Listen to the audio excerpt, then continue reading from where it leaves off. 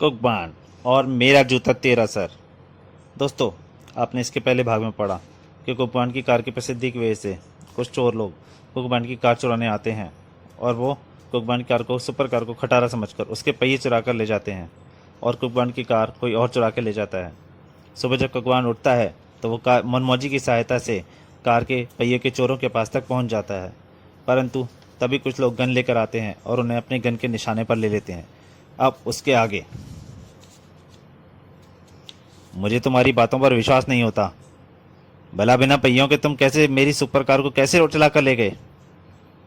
उसे चलाकर नहीं ले जाया गया है, बल्कि हेलीकॉप्टर द्वारा उठाकर ले जाया गया है। खैर, अब तुम कोई प्रश्न ना करके चुपचाप हमारे साथ चलो, वरना हमें तुम्हारे साथ जबरदस्ती करनी पड़ेगी।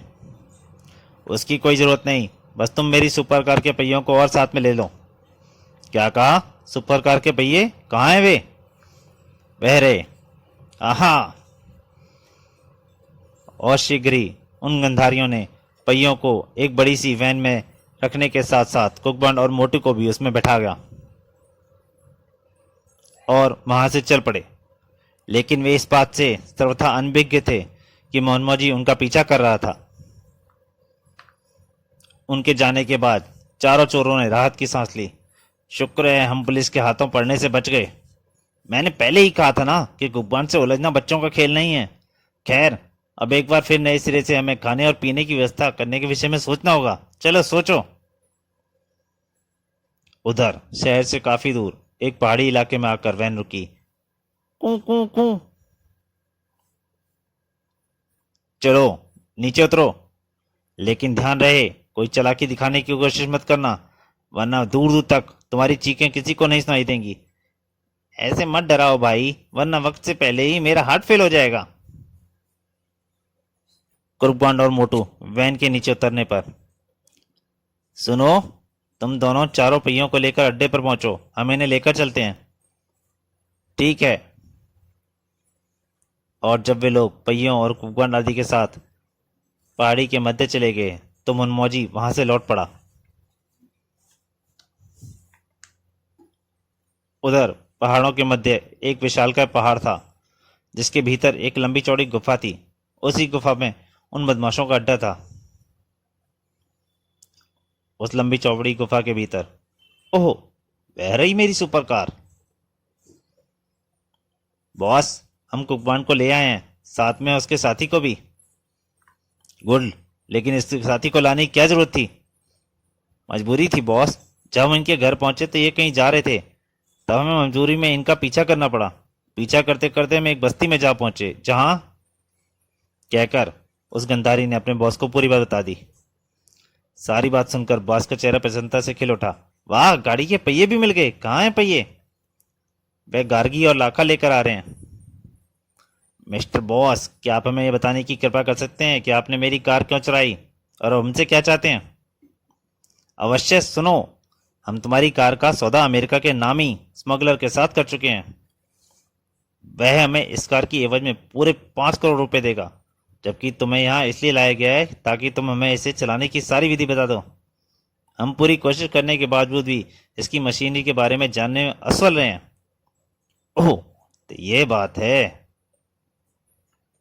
बोलो, तुम्हें हमारी बात स्वीकार है या नहीं? हाँ, अगर तुम हमारी बात से राजी होकर मान जाओगे तो मिलने वाली रकम में से हम 5 लाख रुपए तुम्हें भी दे देंगे। आहा, 5 लाख?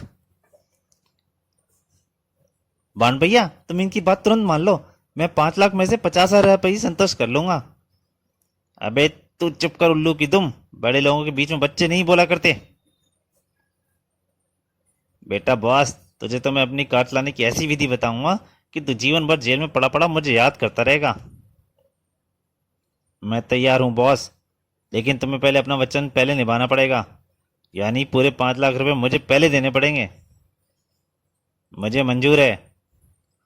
बेटा, एक बार तो मुझे चार कार चलाने की विधि बता दे, फिर तुम दोनों को लाशें यहीं पड़ी होंगी और 5 लाख भी मेरी जेब में होंगे।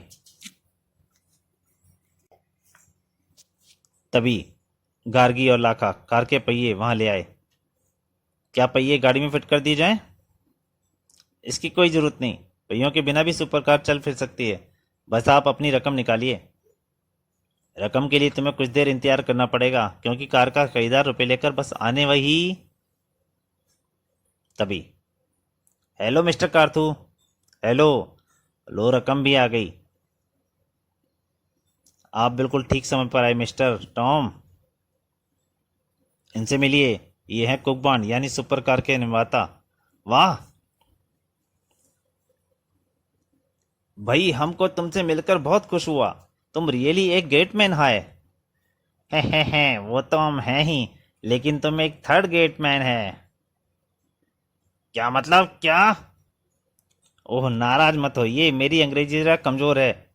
मेरे कहने का मतलब है, दरअसल यह था कि आप थर्ड आदमी हैं जिसने मुझे ग्रेट होने की उपाधि दी है। ओह, तब ठीक है। मिस्टर टॉम, क्या आप रुपए लाए हैं? Of course mister कार्थू।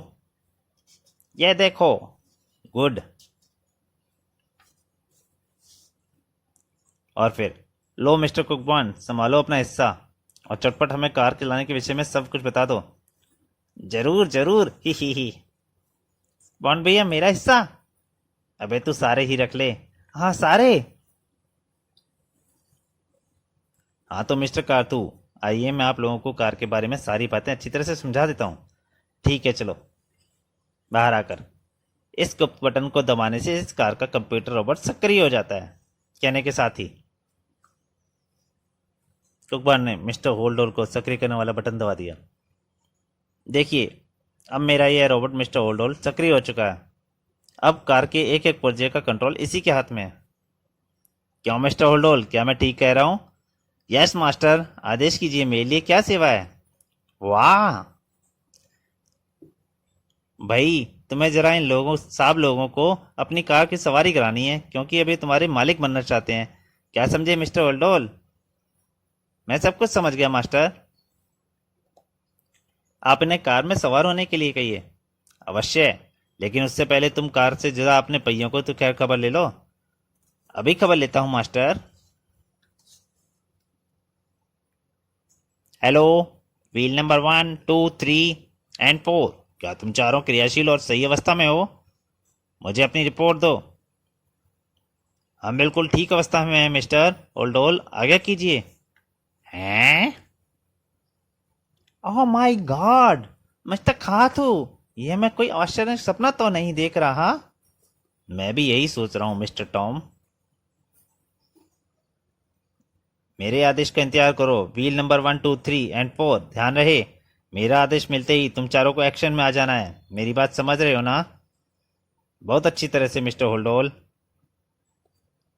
चलिए मिस्टर कार्थू और मिस्टर टॉम, आप में से एक आगे सवार हो जाइए, दूसरा पीछे। ठीक है, मैं आगे बैठता हूँ और मैं पीछे। दोनों के कार में सवार होते ही कार गुफा में उड़ने लगी। वाह, मजा आ गया। वाह, मुझे बहुत वह सौदा महंगा नहीं पड़ा। मगर तभी दोनों के अगल बगल से फौलादी शिकंजे निकले और उन दोनों को बाजुओं से पकड़ लिया। अरे यह क्या मुसीबत है? मिस्टर खातू, हमें तो वो इश्कार ने कैद कर लिया है। घबराइए नहीं मेहमानों, मैंने ऐसा आप लोगों की खातिरदारी करने के लिए किया है। क्या मतलब? मतलब है यह डिशुम आह, और खातिरदारी है यह।